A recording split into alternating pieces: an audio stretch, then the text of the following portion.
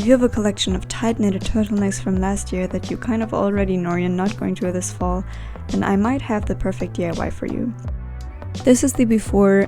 It didn't even really fit me, as you can see it's really loose. I gotta say, I have been pretty bored with plain turtlenecks, and I'm gonna turn this into something that I actually really enjoy wearing now. I will also be showing you a couple of styling ideas with the results, so make sure you stick around till the end. After browsing Pinterest for ideas, I came across that design from the Only's 2019's fall collection. You may have seen it already because this twisted front part has been a trend for quite a while. For this DIY you only need your sewing machine and some patience, no extra materials, and it's totally beginner friendly. I can say that because I'm certainly a beginner. I started out by sketching where I wanted the cutout to sit above the collarbones and see what I'm working with. You can skip this part, but this is where you would add any extra designs according to your liking.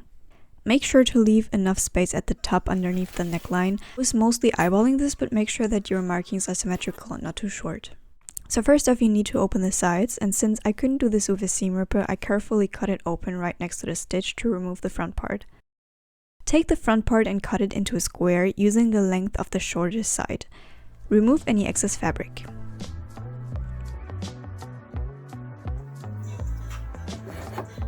Obviously, the original design was made with a completely different pattern. There were no separately attached armholes. It's not an exact replica, so it is going to look a little bit different. For the top part, I folded over the fabric to finish it. It's recommended to use zigzag stitching with stretchy fabrics, but I tried that and it didn't really work out no matter what I set the thread tension to. It was a total disaster, to be honest. The fabric waved a lot, so I just resorted to using the straight stitch. But it ended up working out just fine, and maybe it was my sewing foot. Now you just have to turn the turtleneck inside out, attach one side of the square to the front, keeping the placement in mind. You have to go a little bit higher with the front.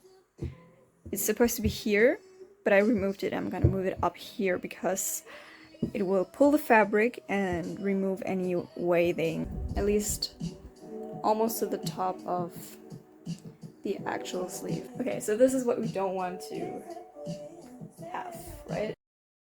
In the recording you can see that I was zigzag stitching. At that point I was just trying around, but basically I was just straight stitching everything, and for the sides and the sleeves I used the zigzag stitch on top.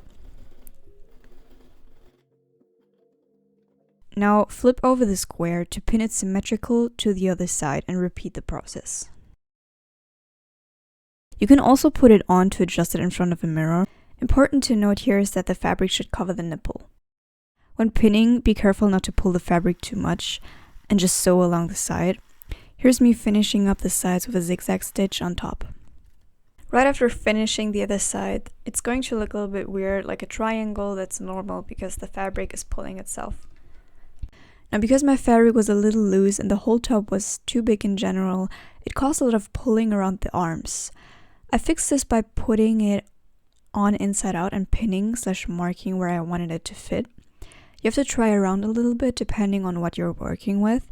If you have a tighter fitting sleeve top, you can just trace it, but keep in mind that you have to leave a little curve for you to be able to lift your arms up comfortably. Here I just pinned it, straight stitched it, cut off the excess fabric and finished it with a zigzag stitching again.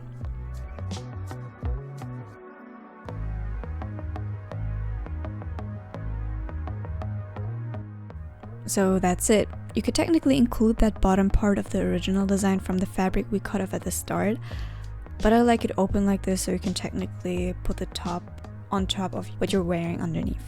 However, if you have a serger, I would definitely recommend you to finish the open seams on the sides, at the bottom and the front. I don't have that, so I just let it be and I think it's fine. It doesn't look as high quality as it could look, but so far it didn't open in the washing machine and I don't think it will. But be careful if you have a roughly knitted fabric. You can test if it easily rips by just like pulling at the seam gently.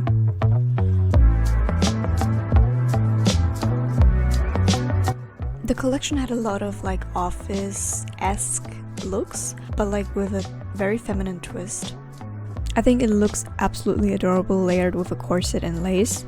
This is perfect for the peekaboo bra trend. You can wear your favorite lingerie and jewelry underneath if you want to show it off. You don't even need a padded bra because I feel like the twist hugs your breast really nicely. I just tried around a little bit with heels and sneakers, nothing too fancy. The possibilities are honestly endless because it's a pretty basic piece. But there's definitely a way for everyone to wear this top. And I actually, from the collection, one of the looks had like feathers included, which is absolutely stunning. I want to see that. I even tried like tying a bow around my torso. And to reflect like a diamond pattern, I used the dress as a skirt, or like a skirt with a V-line that I don't have. That's also an idea. Also, you guys, I just realized that you can wear this the wrong way around so that the opening is at the back. I'm honestly really happy with the results and I highly recommend you to try it out too.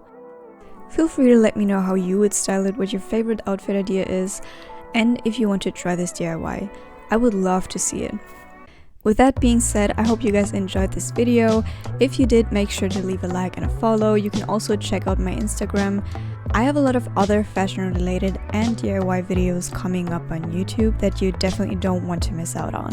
Thank you guys for watching and I'll see you in the next one.